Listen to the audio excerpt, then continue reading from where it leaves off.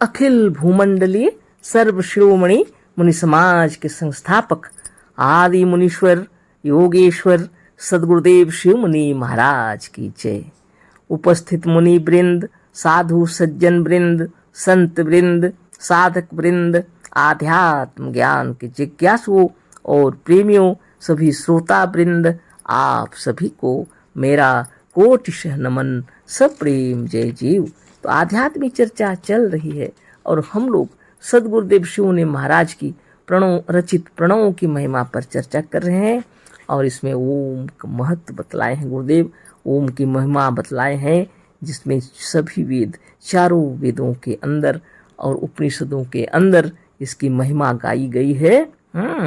इसी विषय पर बातें हो रही हैं और सदगुरुदेव बतलाए कि कुछ माने एवरेस्ट की शिखर पर चढ़ते हैं जब लोग, तो वो वहाँ पर चाय, खोलती हुई चाय मुँह तक लाते लाते, है ना, ठंडी तो होती है, जम भी जाती है, लेकिन शरीर के भीतर बिना ईंधन के, है ना, इतनी ठंडक में भी एवरेस्ट की चढ़ाई करने वालों के शरीर की गर्मी जब नापी गई तो कुछ अधिक ही लगा। 98 से 99 डिग्री की थी। सोच लीजिए, जिस ठंडक ने खोलती हुई भाप की अग्नि को 2-3 सेकंड में समाप्त कर दिया, वही ठंडक आत्मा अग्नि को कई दिनों में भी समाप्त न कर सकी। बहुत बड़ी बात है।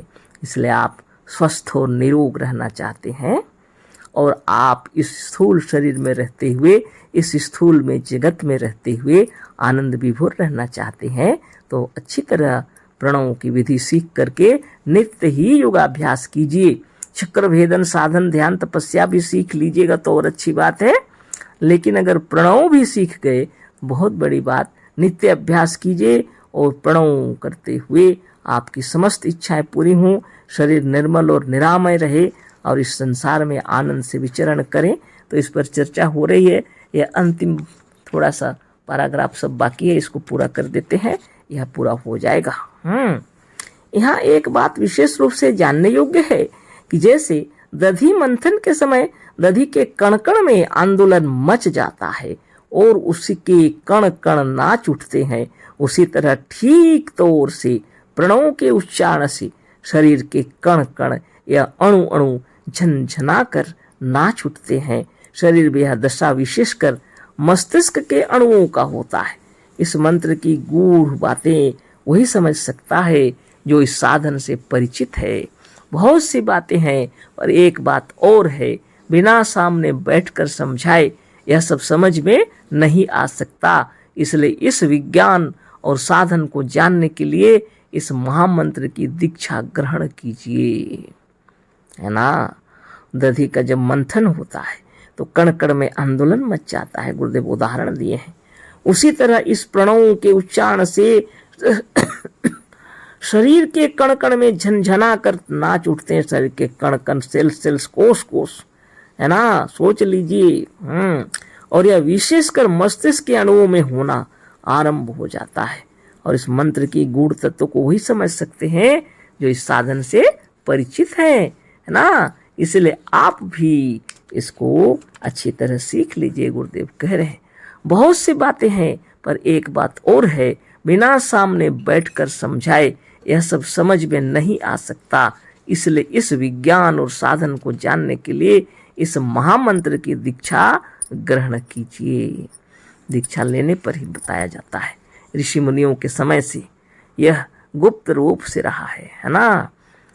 इसे सिर्फ सुन करके आप नहीं जान सकते, विधि जानने के लिए गुरु के पास बैठना पड़ेगा। तो बहुत बड़ी बात है। जैसे पानी में डूबते हुए को तैरने के लिए एक आलम्बन चाहिए, उसी तरह से इस संसार सागर में डूबते हुए मन को तारने के लिए एक अच्छा आलम्बन चाहिए। सच्चे योगियों को यह खूब मालूम है कि संसार सागर में डूबते हुए मन को तारने के लिए यह महामंत्र बहुत ही उत्तम आलम्बन है। इसी से आयुर्वेद के इस कठोपनिषद के मंत्र में साफ साफ कह दिया है कि एतदालंबनम श्रेष्ठम एतदालंबनम परम। कठोपनिषद अध्याय 1 वल्ली 2 मंत्र 17, है ना।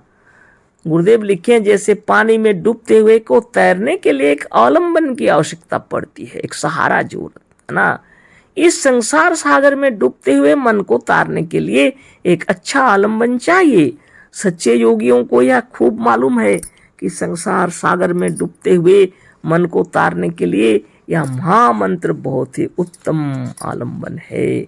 इसी से आयुर्वेद के इस कठोपनिषद के मंत्र साफ साफ कह दिया है मंत्र में, एतादलंबन श्रेष्ठम एतादलंबन परम, है ना।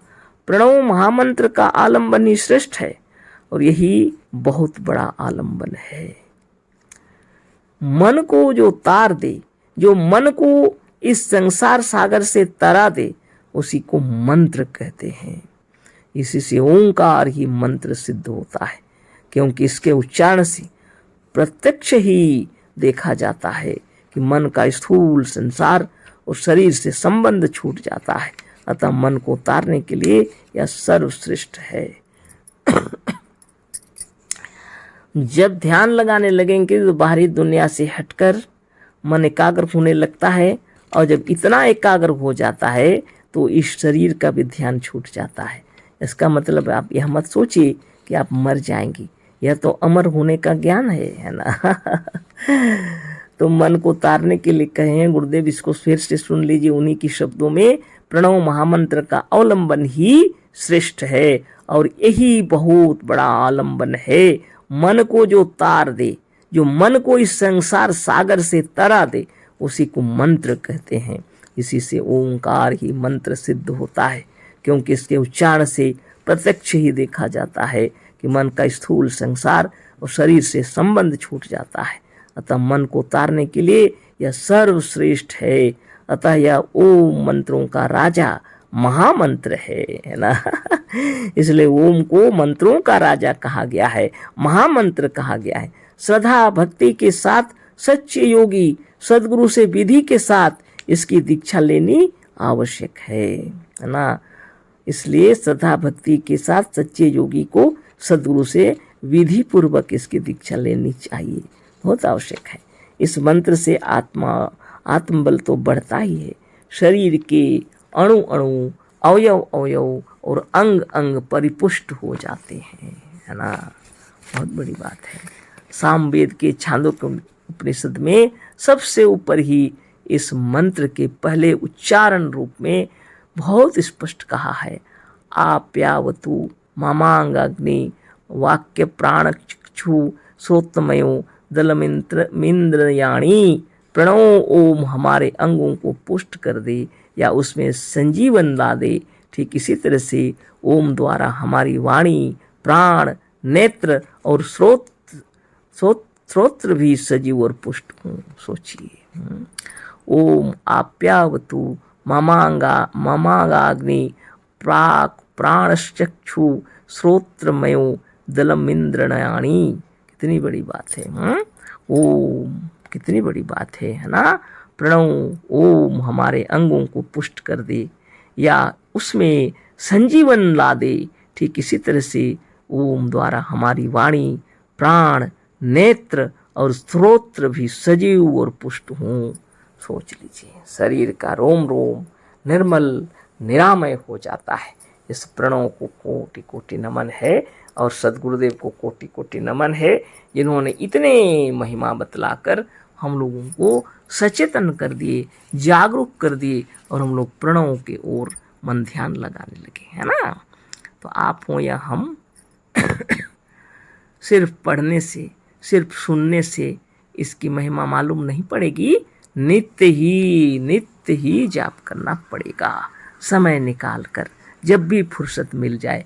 वैसे तो जो पीड़ित होते हैं, तकलीफ में रहते हैं, उनको समय समय पर प्रणव करते रहना चाहिए, है ना। अब तो कैंसर की दवाई बन गई बोलेंगे आप, लेकिन जब दवाई नहीं थी, ये मुनियों की प्रणव के द्वारा निर्मल और निरामय हो गए, है ना। कैंसर भी ठीक हो गया, असाध्य से असाध्य बीमारियां ठीक हो जाती हैं। सदगुरुदेव जो साधन बतलाए हैं, उस चक्र भेदन प्रणव प्राणायाम और इस प्रणव की महिमा से आप निश्चित रूप से जान जाएंगे कि आपकी समस्त इच्छाएं पूरी होती हैं, है ना। अगर आपने अष्टांग योग का पालन किया तो संसार में ऐसी कोई चीज़ नहीं जो आपको प्राप्त न हो। इसलिए योगिन की समस्त इच्छाएं पूरी होती हैं। योगी हमेशा अपने में आनंद विभोर रहते हैं, है ना। तो बहुत बड़ी बात हो गई और प्रणव की महिमा भी पूर्ण हो गई। जितना बतलाना था बतला दिए सद्गुरुदेव। अब अभ्यास करना हम लोगों का काम है और निरंतर अभ्यास करते हुए अपनी मनोकामनाओं को पूर्ण कीजिए, है ना। और फिर अष्टांग योग का पालन कीजिए और इस शरीर में, इस स्थूल जगत में रहते हुए आनंद मगन रहना है ना। तो आप इतना धैर्यपूर्वक इतना सुने, आप सबको मेरा कोटि कोटि नमन, अशेष धन्यवाद। ये प्रणव की महिमा पूरी हो गई। अब हम लोग अभ्यास करेंगे। ओम सद्गुरुदेव शिव मुनि महाराज की जय। सब प्रेम जय जीव।